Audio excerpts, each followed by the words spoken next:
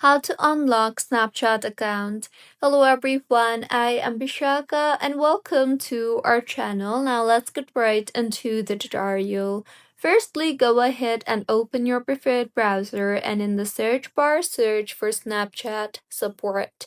Here, tap on the very first link you see there and now in the interface that you will be led to, tap on the I cannot access my account you see there. You will then see the option for My account is locked. So tap on the My account drop down and then tap on the link you see there that is accounts.snapchat.com. Further, you will be required to enter your username or email for Snapchat, and you will then be required to enter the password for your Snapchat account.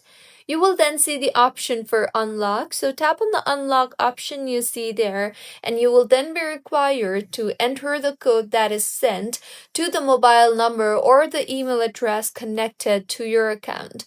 So go ahead and enter the verification code sent to you, and once you have verified that you are trying to recover your account, then Snapchat will try to recover your account only if it was locked due to misunderstanding.